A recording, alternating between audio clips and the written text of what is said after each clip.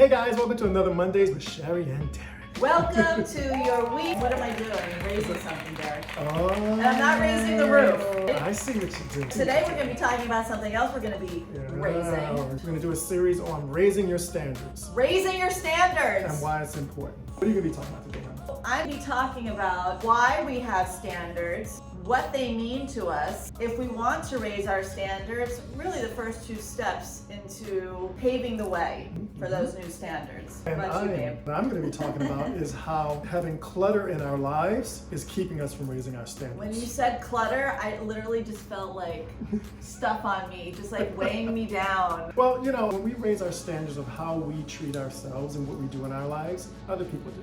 For instance, if you are a person that lives in clutter, you know, you think, oh, I'm just running home, I'm gonna throw this down, and this is a mess, but I'm living my life out there and I'm so busy, but my home is cluttered. That's going to keep you from raising your standards because you're living in clutter. You can't, as you just said. I cannot do any work if like my office is a mess. Right, exactly. You can't think clearly. You need to clear the clutter.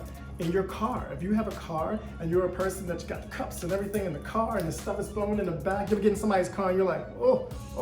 Well, think about it. How do you think of that person? You do not think of them as a person with high standards. If you walk into someone's house and the house is a mess, you don't think of them as high standards. So that's the way they treat you, and in turn, that's how you're treating yourself. Another one is organizing your schedule. You can't raise your standards if people always see you running around like a chicken with your head cut off. Right. If you're out there, like my mother used to say, out there just doing too much. Think about it, when you're out there just doing too much, people look at you as a person that's scatterbrained. So you can't raise your standards. And you trust the scatterbrain, right? Yeah, and another thing, showing up on time.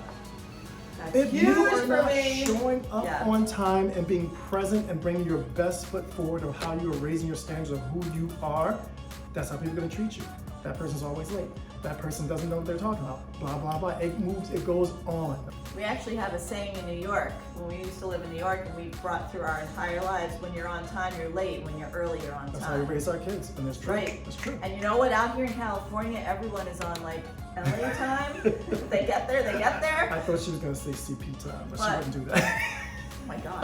But no, California time is when I get there, I get there. Everyone's very laid back here. We are very much like, when you're on time, you're late. When you're early, you're on time. But when you're on time, people take you seriously when you show up. up. Yeah, and my last one, ready to go. but not the least, and a lot of the people will tell you the cover is not important, it's the book, but I'm sorry, we live in a visual world.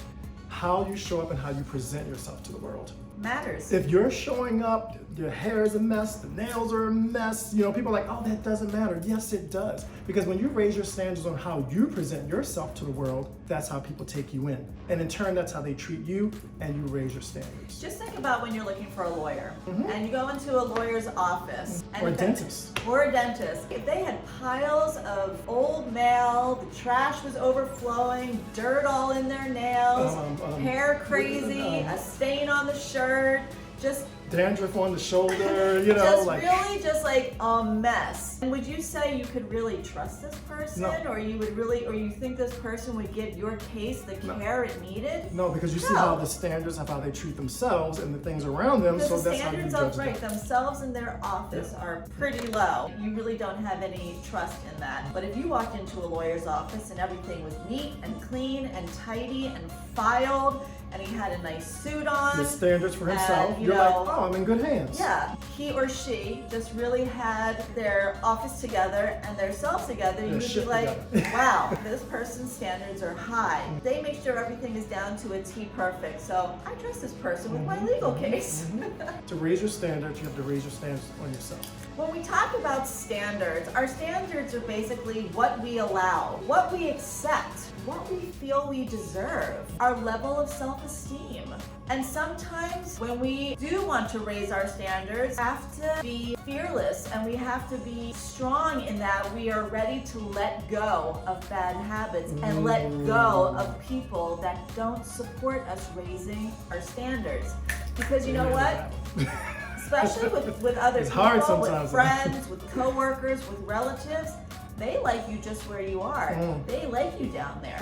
They like you taking crap from other people, just not taking care of And yourself. sometimes when you're not taking care of yourself, they feel better about how themselves because you're not doing it. A lot of times raising your standards is cutting the fat. It's cutting the fat of bad habits that you already do and bad people that you're with. Or bad people to help those bad habits. They're bad people, they're living in their thing, but they're not supporting you raising your life. They're pulling you back to what you used to do that you're trying to get past. Right. You know, because a lot of times our lives are so busy and crazy, it's like the horse with the blinders. We really don't see anything that's not straight in front of us, and we're putting out fires. And we're just getting things done. We're putting out fires. That's a schedule.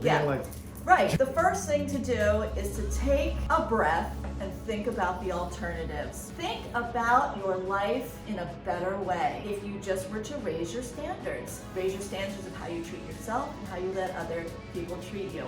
Think about how life would be different if you raised your standards and took a different path. Took one of those alternatives that feels and looks and sounds so much better. Think about how that would feel and how things would be different for you in your daily life. The second thing is to work on your self-control. Work on those impulses. You know, a lot of times we just do things because we want to do them, not because they serve us. Or my emotions control me. Right. No. Work on your impulses. Make decisions that serve you, whether it's scrolling through social media for 2 hours in the day, maybe right when you get up that make you feel gross, or in the middle of the day when you should be working on your project or something that is really important to you. Watching TV, binging on Netflix. Could you have spent those 3 hours doing something that better served you so you raised your standard around what your usage of time is? Do you work on work emails at 6:30 in the morning and at midnight when you should be using that time to connect with family, connect with your loved ones, work on your side hustle, spend time with your children? Do you spend a lot of time worrying?